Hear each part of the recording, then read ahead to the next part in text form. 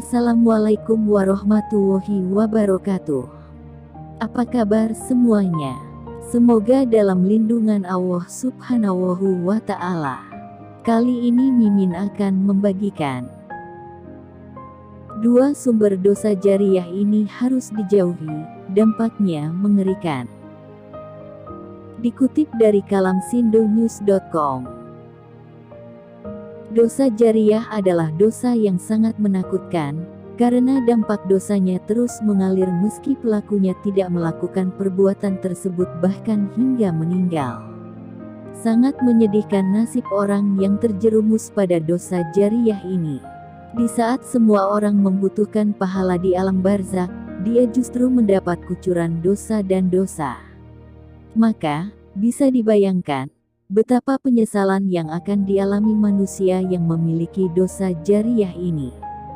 Satu prinsip yang selayaknya kita pahami, bahwa yang Allah catat dari kehidupan kita, tidak hanya aktivitas dan amalan yang kita lakukan, namun juga dampak dan pengaruh dari aktivitas dan amalan itu.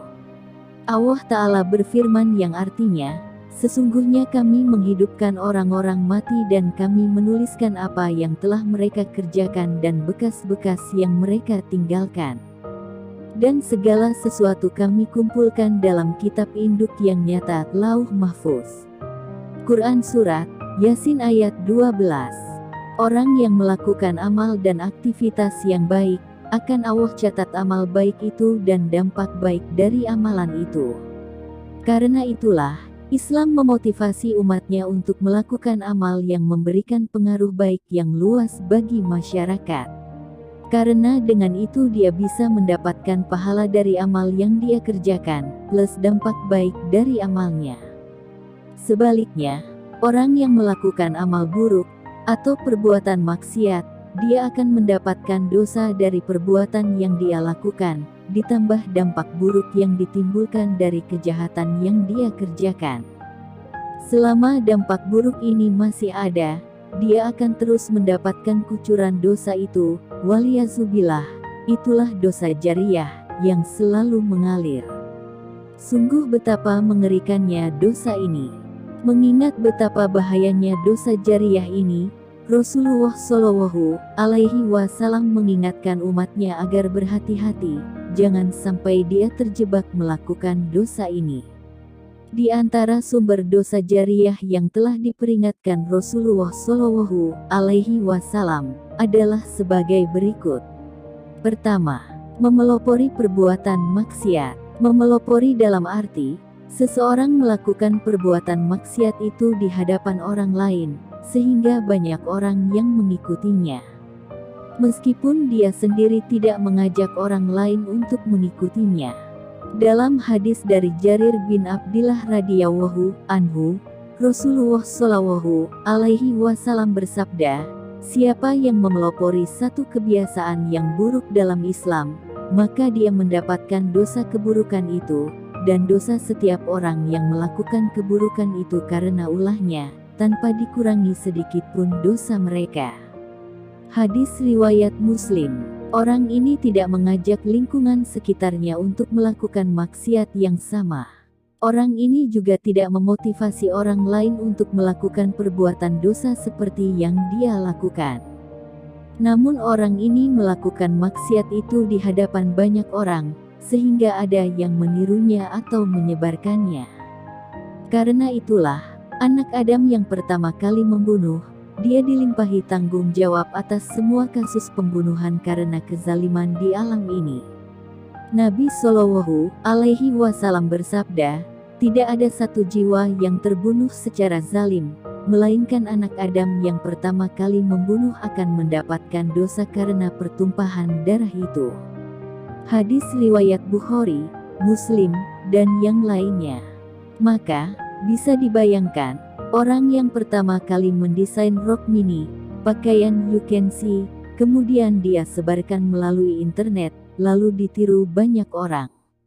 Sekalipun dia tidak ngajak khalayak untuk memakai rok mini, namun mengingat dia yang mempeloporinya, kemudian banyak orang yang meniru, dia mendapatkan kucuran dosa semua orang yang menirunya, tanpa dikurangi sedikit pun.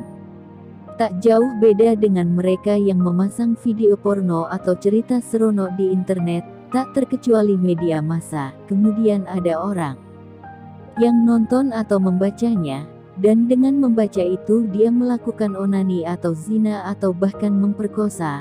Maka yang memasang di internet akan mendapat aliran dosa dari semua maksiat yang ditimbulkan karenanya.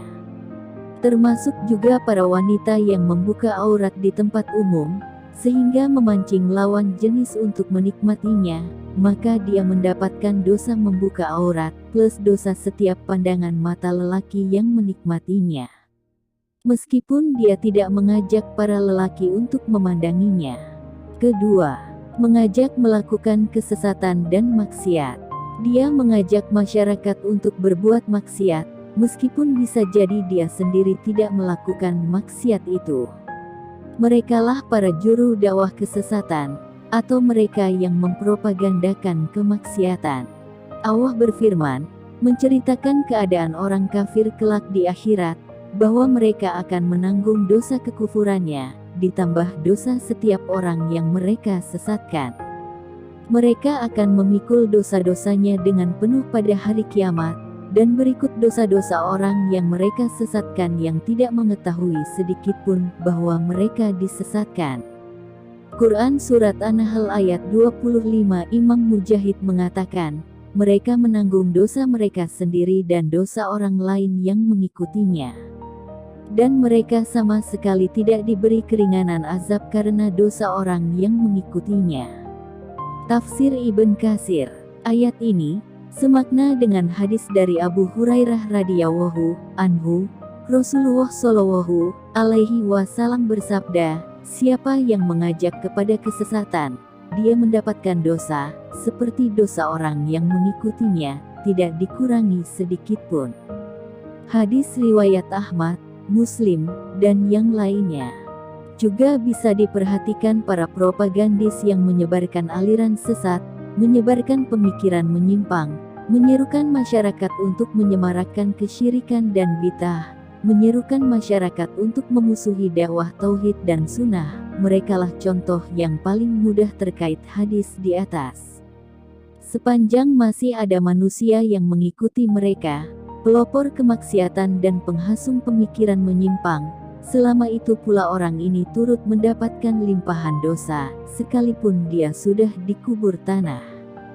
Termasuk juga mereka yang mengiklankan maksiat, memotivasi orang lain untuk berbuat dosa, sekalipun dia sendiri tidak melakukannya, namun dia tetap mendapatkan dosa dari setiap orang yang mengikutinya. Merekalah para pemilik dosa jariyah.